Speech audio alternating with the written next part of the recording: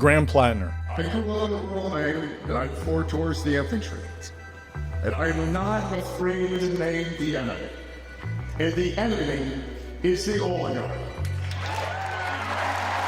A progressive face from Maine, running for Congress and quickly rising as one of the most talked about new names on the American left for not so great reasons. Last week, Senator Bernie Sanders continued his fighting oligarchy tour in Portland, Maine. Typically, Sanders brings out familiar faces like AOC, but this time he welcomed to the stage someone with less national name recognition, at least for now. Platner has been backed by the biggest figures in progressive politics. Bernie Sanders, AOC, and even Hassan Piker have vocalized their support. Some of the stuff that I saw from him at Peak Woke 2020, some of the shit that he was saying back then kind of made me feel like he might be a good dude. His campaign took off after an appearance on the Fighting Oligarchy tour where he stood beside Bernie and AOC, delivering a message about economic reform and climate justice, seemingly turning Platner into a household name overnight. Then came October 20th. In kind of a non-traditional campaign move, your team actually shared some opposition research on you with me. It's a video from, I believe, a decade ago. Let's just watch an excerpt, and then we should talk about it. First of all, what we're watching there was Graham wearing just his boxer briefs. Silkies, those are Marine Corps running shorts. Pardon me, Silkies. First of all, great song choice. Tell us what's happening there, where you are. There's probably some listeners who are very confused. And the reason we are showing this video is because at the very end, you can see a tattoo on your chest. And I've been told that some of your political opponents are telling reporters that that tattoo has a Nazi affiliation. And I would like to know, is that accurate? Are you a secret Nazi? I am not a secret Nazi. Actually, if you read through my Reddit comments, I think you can pretty much figure out where I stand on Nazism. People like Hassan Piker and many more on the left who had previously supported Platner were quick to call him out after this tattoo became public. It is one of the most insane, like, for people who are already predisposed with like, oh, this guy's a bad guy, he's fake, he's phony. For you, obviously this is just an I told you so moment. For me, it's like, holy bro, this doesn't get any worse. I mean, quite literally, it doesn't get any worse. It's not even a sort of Nazi tattoo. No, it's just like it is a straight up Nazi tattoo. Like no questions about it. A big part of the reason why I was like on board with him being a genuine person who is like changed and reflected on his like service and stuff like that is one, because I'm not one of those people that insta-locks bad behavior or cynicism. But most significantly, it was because like he's a Majority Report fan. He's a Michael Brooks fan. So when you see stuff like that, my expectation is that, you know, this guy, it just doesn't make any sense. But that's where this story gets interesting, because over the past few days, the conversation taking place on the left has revealed something much deeper than one man's drunken tattoo. It shows just how little priority anti-imperialism has in American progressive politics. This is a piece of evidence that one could say, like, you know, trying to get a sense of like who the guy actually is. But we also have access to all of these posts that he made on Reddit for the past 10 years in this, you know, sort of like a comment dump. And there's nothing that would substantiate any concept of being a Nazi to the extent that we can make an assessment of any of that stuff and characterize it within that. Is the vast majority of his anti-Nazi stuff. Anti-fascist explicitly, and even his Blackwater stint, you know, we were talking a little bit off air. Is this not common, Brian, with people who don't have, you know, are like trying to find work after being in the military? Specifically the infantry. I mean, what you got to understand is that you don't have much of a job skill when you leave the infantry. And so if you're trying to make money and you're getting at that's such an easy pipeline. Because, like, what else are you going to do?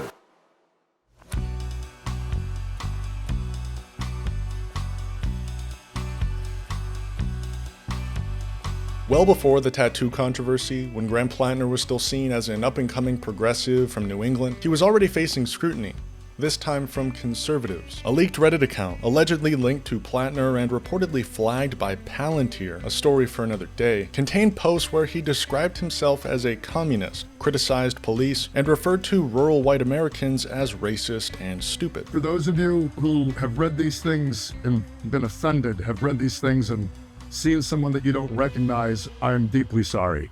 It's something that I see someone that I don't recognize either, not in who I am today. It is somebody that I do recognize, though. Somebody who is struggling, somebody who is having a very difficult time settling into a society that he felt betrayed by and left behind by after having to go fight in Iraq and Afghanistan. I'm sorry for this. That right there is Graham Platner, the breakout Democratic Senate candidate in Maine, challenging Republican Senator Susan Collins.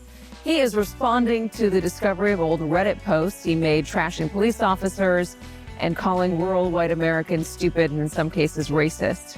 In comments reviewed by NBC News, Platner also wrote that instead of getting more conservative as he aged, he, quote, got older and became a communist, and referred to himself as a vegetable-growing, psychedelics-taking socialist these days. This was all fine and well for many Western Marxists, but then came the wedding video, released by his own family on the anniversary of said wedding. In that footage, viewers spotted a skull-shaped tattoo on his chest, instantly recognizable as a Totenkopf, one of the most infamous Nazi symbols. In 2007, I was a machine gun section leader with Kilo Company, 3rd Battalion, 8th Marines. We were on the 2-2 Mu, and it was my third deployment. My previous two had been to Fallujah and then Ramadi, 2006. And we went ashore in Split, Croatia, myself and a few of the other machine gun squad leaders, and we got very inebriated.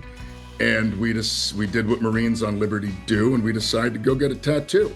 And we went to a tattoo parlor in Split, Croatia, and we chose a terrifying looking skull and crossbones off the wall because we were Marines. Platner was quick to cover the tattoo once he learned its significance. Now, it's unclear when the cover-up was done, but based on available photos, it appears to be several years old. Another strange story that's come out over the past few days is a New Yorker article, published almost a month ago, but it revealed that Platner had once served as a guard at Abu Ghraib prison, only a year or two after reports of torture and abuse there became public. And yes, he, quote, loved it. The most telling thing about this entire story is not his tattoo or his cover-up or the things he said on Twitter. It's the response by the American left, the same people that once showed support for Platner. Dogtober 7th says, but don't understand why liberals... I really don't understand why liberals are freaking out over Graham Platner's old tattoo. The Ukrainian military is covered in swastikas tattoos, and liberals still support giving them billions of dollars in weapons. Be consistent. But that's why left wing, or because that's where I've seen the Totenkopf before. Now that I saw that word is, but when like I saw it in Ukraine, it was surrounded by like SS and stuff like that. Yeah. I mean, moving on. I'm moving on. When Platner's Reddit account was first leaked, people like Hassan Piker were quick to lean into their support for Platner, even calling him his GOAT. Maine Senate hopeful Graham Platner once called himself a communist, dismissed all police as bastards, and said rural white Americans actually are racist and stupid, according to deleted social media posts reviewed by CNN's K-File. My fucking GOAT. It wasn't until the tattoo was leaked that Hassan started to criticize him, not even going that hard on him, as he described it was difficult because Platner's haters are Hassan's as well. It sucks because like all of my ops are his ops as well, and it's like it's this weird predicament where like this is indefensible shit, but also at the same time I can't help but feel as though Josh Kraushaar of Jewish Insider is obviously fucking doing this not because like he thinks Graham Platner is a Fed. Don't be stupid now. Matthew Castle and Josh Kraushaar are my ops. They are Zoran's major ops as well. They're my major ops as well. They constantly fucking write articles about my ass too.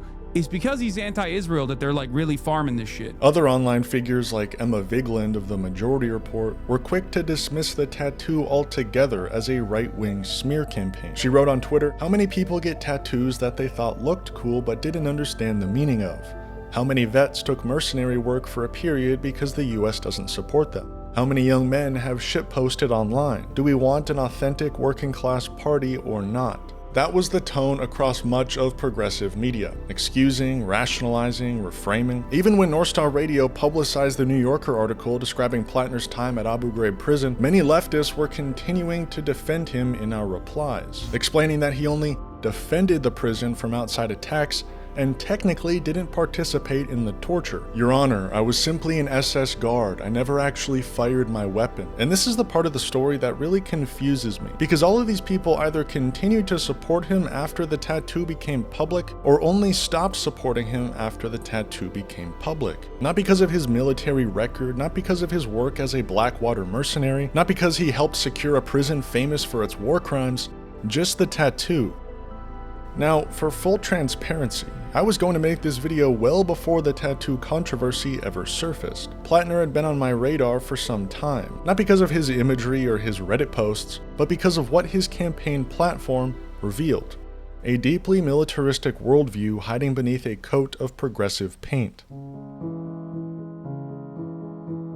When you strip away the apologies, the leaks, and the symbols, what's left is the substance of Graham Platner's campaign, and it's not as progressive as it looks. His platform is built around policies that reinforce American imperialism and prove he is in no way reformed as a career veteran, and almost no one is talking about it. Just taking a look at his website and his platform, it's pretty easy to understand where he lies. In this section about corruption at the Pentagon, he starts by describing how the military is wasting money, but then calls for closing the massive shipbuilding gap, a purely imperialist concern as a means to counter China's strong trade infrastructure. He goes on to say, "I've seen under the hood. I know exactly how much money is wasted and where. Send me to Washington and I will work tirelessly to rebuild the American military." As an American in 2025, you need to be able to read past the liberalism. In this sentence, he's calling for a more efficient military, not less of it, the same way Kamala Harris spoke about the most lethal military in the world. And America, we must also be steadfast in advancing our security and values abroad. As Vice President, I have confronted threats to our security, negotiated with foreign leaders, strengthened our alliances, and engaged with our brave troops overseas. As Commander-in-Chief, I will ensure America always has the strongest, most lethal fighting force in the world. Platner proudly highlights his 3 combat tours and his time as a Blackwater mercenary, not as regrets, but as credentials. And the only time he's spoken out against his crimes abroad was a statement full of soft language, and his biggest concern being, we committed those crimes for nothing. Which brings me to the only point on his platform that seemingly speaks out against foreign wars. No more pointless wars. I will never ever vote to send Americans into a pointless war. Everything we went through in Iraq can be laid at the feet of those in Washington, like Senator Collins, who knew better but voted yes on a disastrous, deadly war. That phrase, pointless wars, says everything. It leaves plenty of room for useful ones. Wars for democracy, wars for security, or defending freedom. Because wars are never useless to the empire. When it comes to Russia, Venezuela, Iran, this man will find a way to justify it. John Fetterman 2.0 is literally being crafted in front of our very eyes. Platner's new John Fetterman. You guys are sick retards. I'd cancel my membership if your shitty app work. LOL. And instead of confronting the violence of the military itself, Platner focuses on its internal culture. He condemns the sexism and homophobia inside the ranks, sure, but never the killing. He is quite literally a woke enjoyer of imperialism, and so many people seem to be falling for it. He even has a section where he wants to pay servicemen a fair wage. Men and women in our armed forces often make far less than they would as a civilian. We have people serving in our armed forces, people who may one day be asked to make the ultimate sacrifice, making poverty wages. If we are serious about addressing the recruitment crisis, we will take some money out of those ungodly contractors and bureaucrats' salaries and pay the rank and file a fair wage. He literally wants to address the recruitment crisis of the US military. He simply wants to bolster its power. He has not been reformed by any means of the word. The tattoos are telling, and the Reddit posts even more. But what's worse, and what I think matters most, is how Graham Platner has managed to hide a deep comfort for war and a desire to embolden it behind the language of liberal reform and socialist aesthetics.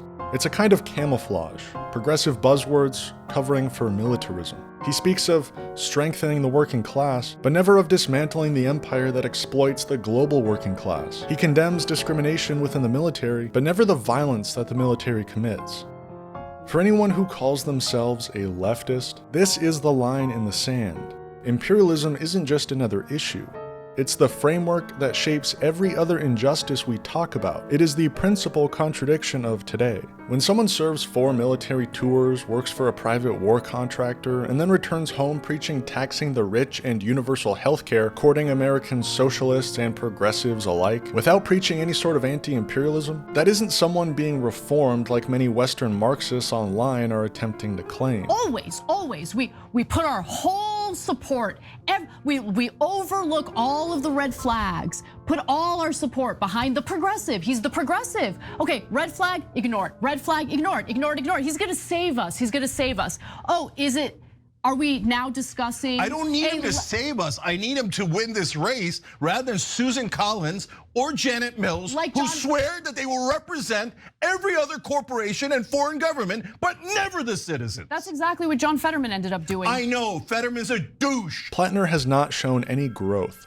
He hasn't grappled with what those tours meant and what they did to others. He's campaigning to modernize the military, not dismantle it, to make it smoother, more efficient, more moral, while it keeps doing the same things it's always done, if not better. Imperialism. That's literally just liberalism. And when popular figures in politics are being easily tricked by this man just because he called himself a communist 5 years ago, you need to learn how to think for yourself. Think as a true, principled communist. Break out of your social liberalism echo chamber. We need to call Platner what he is, a wolf in sheep's clothing. A candidate designed to make liberalism palatable again to a disillusioned generation. And if we're serious about building a movement that actually challenges power, that draws its line not at optics but at empire, we must remain principled. No more falling for these tricks.